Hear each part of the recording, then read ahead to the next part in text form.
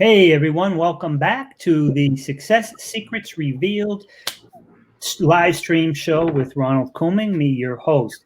I created this show basically because I wanted to bring on experts, subject matter experts who have been there and done that. So business owners and entrepreneurs, much like yourself, can avoid some of the pitfalls when they're opening businesses or scaling businesses or simply running the business they currently have. I also have a radio show called Internet Marketing and Business Solutions with Ronald Couming. But what happened, and it's a weekly show, and we have 1.7 million reach. But what happened was, because of COVID, they stopped manning the station. So I did not want to stop giving value and helping people. So I pivoted. Now I'm doing these live streams to continue to contribute, and then I'm going to strip out the audio and send it to the radio station, so those listeners will still get current information as well. So I want you to all right, so today we got a very special guest with us today, and that is Preston Weekes, but I'm going to tell you about him in a second. First, I want to let you know the sponsor of our show is RCS Online Solutions, and that's my company. We help business owners and entrepreneurs, again, much like you, attract, convert, and retain their ideal customers and clients to achieve even greater success. You can have the best products, the best service, the best pricing, you can have the best everything, but if people can't find you, they can't consider you, and they certainly can't hire you. So you definitely need to be out there in front of people. And that's what we do. And we usually get people ranked before they even pay us. So it's really no risk on your part. So that's our sponsor is RCS Online Solutions. But again, today I'm super happy to have with us Preston Weekes. You're going to love him. He has such a diverse background. I'm just going to give you an overview, and then he can break it down for us. Preston is a professional business builder, a strategist, a closer, and an expert marketer. He has adopted the mission to make the world work for 100% of humanity. And he's also a major car enthusiast, but there's a whole lot more to Preston. So I'm going to bring him on right now, and we can all meet him. Hey, Preston, how are you today? Great to be here with you today, Ronald. I appreciate you having me on the show, and I appreciate what you're doing, to not stop working and to be out there and continue to serve your audience, to continue to serve your people, because that's what people need right now. People need that more than ever. So I congratulate you for that today too. Thank you. And that's one of the main things, like I tell almost all my clients, is you got to innovate, you got to learn how to be creative, and you got to pivot, because you never know what life's going to throw at you. And you're also an expert marketer, so you know this as well.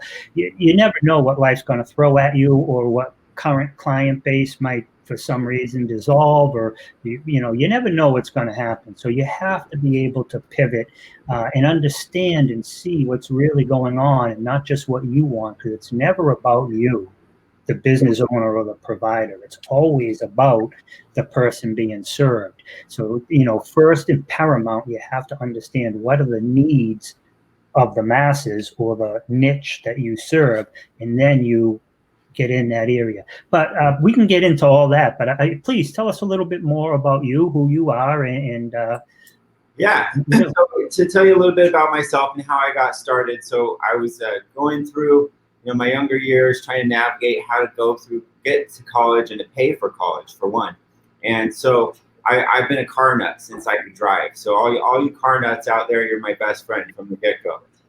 But I started out with one $1,600 1999 Honda Passport, and I went to the auction and I bought it, and decided I wanted to buy and sell cars to help pay for my college. And so I got 10 minutes out of the auction, the thing overheated, and found out I had a bad head gasket. I didn't even have enough money to tow the car home. And so I limped the thing home. It took me like 5 hours. I drive like a couple minutes and then let it cool down. Drive a couple minutes, let it cool down. But I fixed it, and I chalked it up to a learning curve. And I sold, got money back out of it. And I kept doing it again, and I kept learning. And I kept reinvesting in myself. And then I was able to go from one car to 2 cars. And then I was able to build it up to 10 cars. And then I was able to start a new partnership and go from there. And I went on to own or co-own 15 different car dealerships. different verticals that supported those businesses, from finance companies, to mechanic shops, to paint shops. And so that got me on my entrepreneurial journey. And then I've gone a lot of other places from there. But to give me that backbone, that foundation for marketing and sales, but leading that business and trying to navigate from going from one person to multiple locations with multiple employees and all sorts of different things happening. That's what gave me the skill set to get there and to know how to run businesses, and got me where I am today. Yeah, well, I think the argument could be made that you were an entrepreneur even, you say after you sold the 15 car dealerships, but the whole process of you building them up, you were an entrepreneur throughout all that. And I love how you had the issue with the first car, you brought it back, got your money back, but then you kept going. You didn't let it dissuade you. There's a great book by Sharon Lecter and Greg Reed called 3 Feet from Gold. There's also a chapter in another book about that. So about not quitting. And so, your first, talk about, you got a couple of miles away, right? And your gasket blew. It doesn't get any better or funnier to the other person. But for the person who happened to, this was your first venture, it could have just shaded you. So how did you kind of like overcome that and then, just be so determined and just keep going? Well, part of it was not having a lot of other options. And I put all my money on the line. $1,600 was a lot of money for me back then. And so I go, shoot, I've got to make this work. I've got to do something. I can't just have this be a loss. I've got to figure out solutions. And solutions are, I think, the core principle of being an entrepreneur, of being an entrepreneurial leader, and being a successful business person. Is it all fits around solutions. So, us as entrepreneurs, people that are out there trying to do their business, they come across problems all the time. They come across challenges all the time. There are a lot of challenges out there right now. People are not exempt from challenges right now, but it takes that confidence in yourself to know, okay, there's a way around this. If we just keep trying, there's solutions out there. We've got to just take that unstoppable attitude and keep on going, keep on trudging the course. And even though things go down, things come back up. And one thing I love is the whole, so I was a part of this summit that we had recently. It's called the Your Finest Hour Summit. And the subtitle was Turning Crisis into Opportunity. Right now, there's so much crisis, but finding solutions, the key to finding solutions out there is taking the crisis, taking the challenge, and going, what solution can I make from that? What solution can I create from that? Because all these challenges in the world today need solutions. And so with that, if we look at it that way, we approach it that way, we can overcome these challenges by creating solutions, and it creates opportunity for ourselves. So for the people that are willing to try to step up to do that, the people that want to step up to the plate and go ahead and create those solutions. I love it. And to me, that's the cusp of success in life, period, is just to have that mentality of coming from a solution provider's mentality. Instead of getting stuck in the problem, you state the problem, you clearly understand what the issue is, but then you focus on the solution. You don't just keep harping on the problem, because it just, it messes you up and it doesn't get anything solved. So I love how you talk about that. And that, one of the things I also tell some of my clients is, if you don't make your own products or services obsolete, somebody else will. So you have to constantly innovate and constantly solve problems. But you don't have to be the one to create the mega problem solution. I was Alex Stern, you know him as well. He's a great guy. He talks about he has the pillars of success. And one of the examples he gives is you could find a business and they could be fully established and they could have everything going for them, but there might be just something that they're doing that you could do slightly different, or an add-on. And by you doing that, either they'll hire you as a vendor, or you could sell a secondary service to their client base. So you don't have to be the one to come up with the grand solution. If you can find something that's already out there and existing, but find a better, more convenient way of delivering it to the masses, that too is a solution and will help you. Yeah, no, you're absolutely right. I love that. And that's one of my mantras is relentless improvement, and part of the idea of that is, I like to look at it like the world. Okay, the world is always spinning. I'm sitting here right now, but everyone outside of my office is moving. They're doing something. Something's happening. So just inherently by that simple concept, things are changing and life's changing. And I could go on a long time about, what's changing, and things are going to change over the next 10 years faster than they've ever changed in history before. But to stay on that topic, things are changing and they're constantly evolving. And so either your business or your product, or your person, yourself, or whatever you're doing needs to keep changing and evolving to serve the customers, or to serve those needs, or to up the product quality, or to be relevant in society today. Because if you're not changing with the times, if you're not adapting, then you're falling behind, because the world's constantly in motion. If you're standing still, someone's coming, someone's moving around you, someone's moving ahead of you. And I love that idea that you said of taking existing business and adding to it. I've got a buddy, his name's Ryan Westwood. He started multiple companies that basically have support platforms for Salesforce. Salesforce is a huge, CRM, yeah, for sales tracking and sales results online. It has so many auxiliary companies that help to expand their platform and make it better. But there's so many different things you can do. There's so many different product enhancements. There's so many different support needs. And too, just like you were saying with marketing, marketing's changing a lot.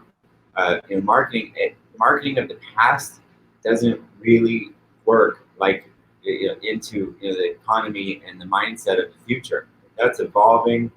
There's so many different trends that are changing with that, and so you constantly need to keep changing your marketing. You constantly need to keep changing your direction, your angle, your approach, so you can keep to be relevant. Yes, and be omnipresent. So you're on multiple channels all at the same time. So you're also the founder of Operation X, as it just keeps scrolling across the bottom. Can you tell us a little bit about what is Operation X and what do you guys do? Yep. So how Operations X started was, I love serving people. So like you said in the beginning, it's one of my missions to make the world work for 100%. Part of that mission is to help support the success of businesses. So another part, I've got into renewable energy technologies and water and other humanitarian things, but focus on Operations X, we're a business solutions company. But it's actually stemmed out of something that we were doing from my car dealerships. So way back in the day, I was trying to figure out how to grow my company. I was going, okay, what do I have? What can I deal with? What's in front of me? And so I was looking at it going, okay, I've got to grow. I've got my core team on here. I'm responsible for all the things that are happening financially. What can I do? So I got a connection from the Philippines, actually, through a cousin of mine that was working at an outsourcing company based in Salt Lake. And she gave me a connection to an employee. And that was my very first remote employee that I hired. I hired that person. They worked for my company for 7 years. But basically, I started using outsourcing to help support my core team. And so we have our sales team on the ground.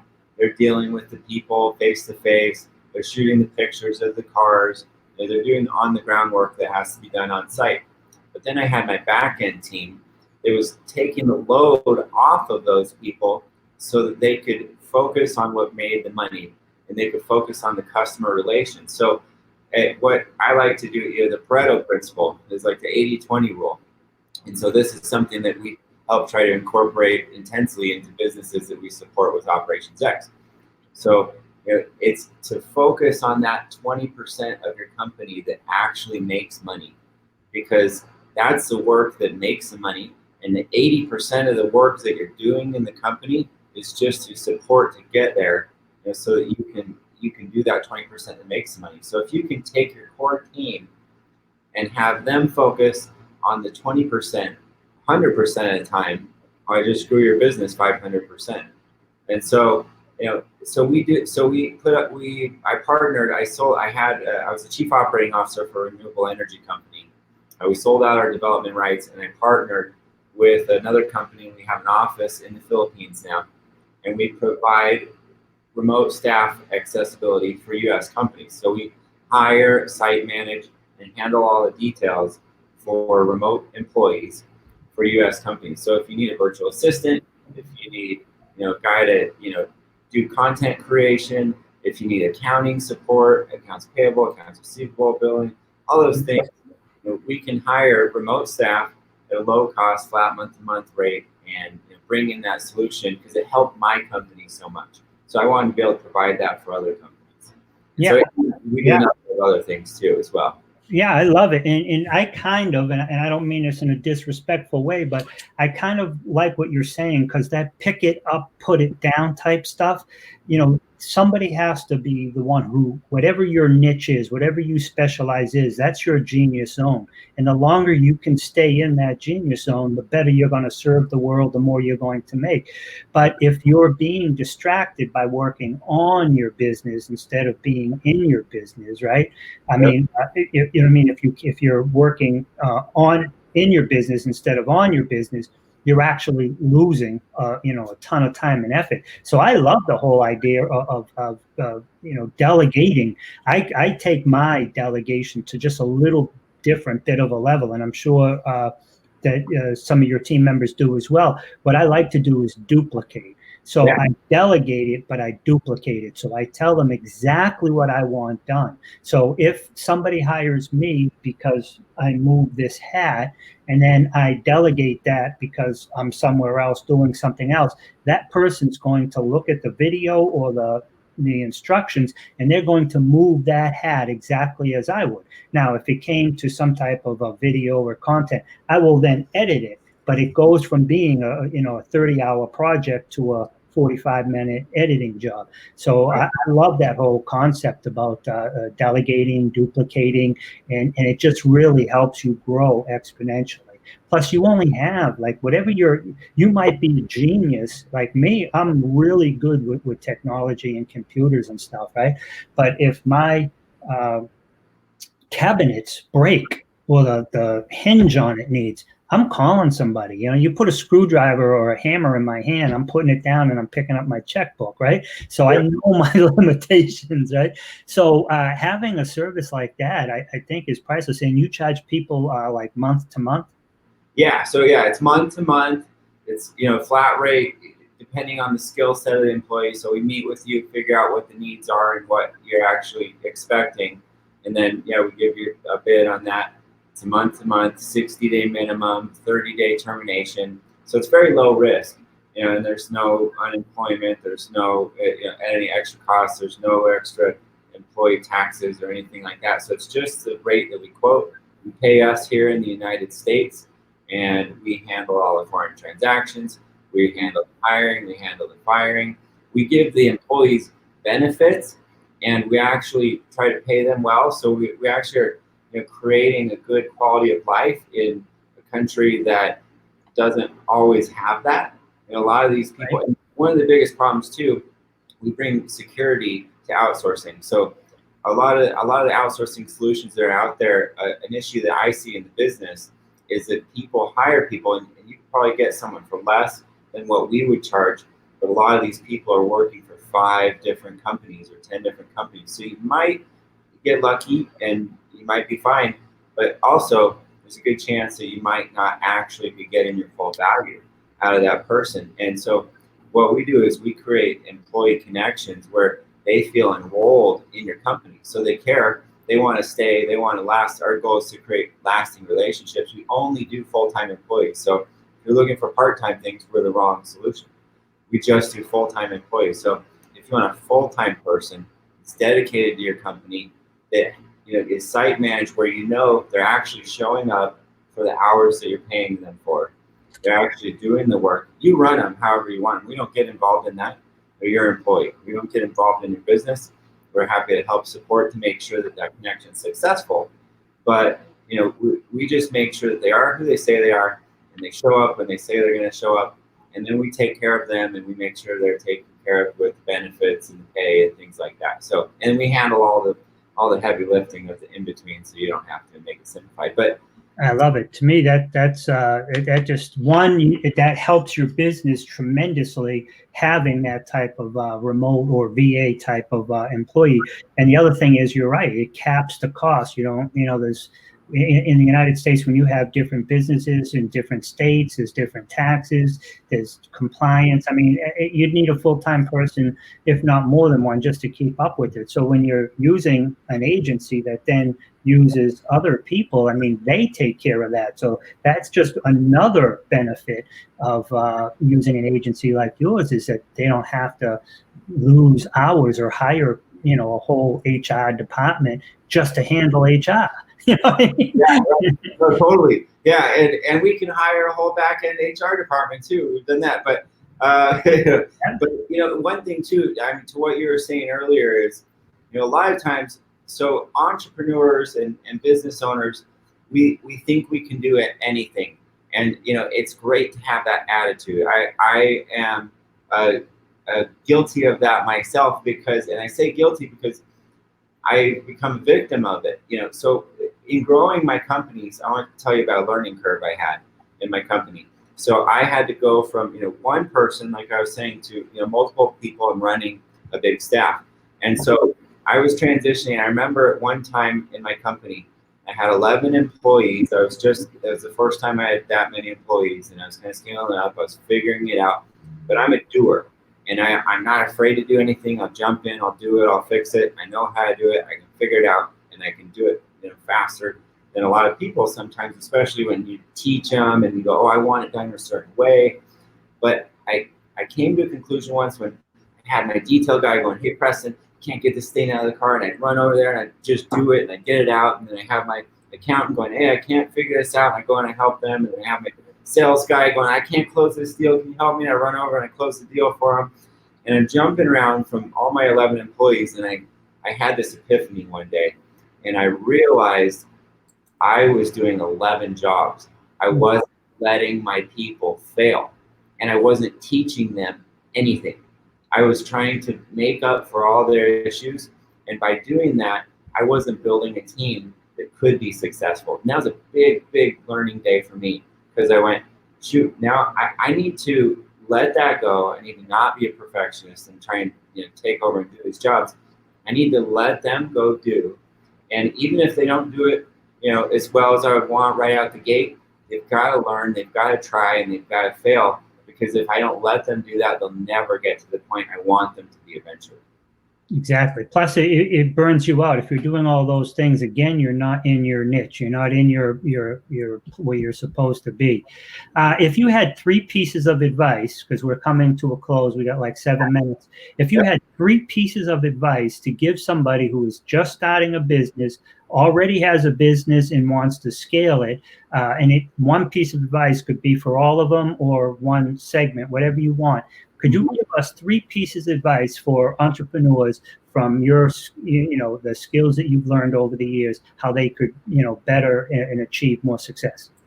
Yeah. So, one piece of advice I would say is, and it kind of comes back to what I was saying about us being confident entrepreneurs and leaders, is sometimes it's hard for us to recognize our weaknesses and identify those. So we need to be really, really honest with ourselves. And we need to identify, okay, what are we good at? What do we like to do? What do we not like to do? And what are we slow at? Or what pains me, to do? Like, I hated going down and doing all the accounting and the little detail things. So what we need to do as business owners is to look for the support in those places. So you take the things you're good at and you take the things other people are good at and you mesh those together, and you can create a really, really strong team by doing that. So look for those weaknesses and be able to do that. Second thing I would say to do is to be unstoppable. You're going to come up in front of pitfalls. You're going to come up in front of challenges. You're going to have hurdles. You're going to have people that don't believe in you. And, you want to be able to have that inner strength to go, look, figure out why you did this, and how you find that inner strength is the why. It's your story. It's what drives you as a person. So if you have that why, you can be unstoppable and you can overcome things. And then the third thing I would say is to look up. Things are changing. Things are moving fast. So you gotta look ahead. Look ahead at the trends that are happening. Look 6 months down the road, a year down the road. Plan ahead for those things instead of living in the day. Because a lot of times, people go, I need to make a sale today. I need to get this done today. I need to get this done tomorrow. But they're not looking down the road and they're not planning ahead, and then they become a victim of their own lack of foresight. I hear you. Those are excellent tips. I like them all. Thank you very much.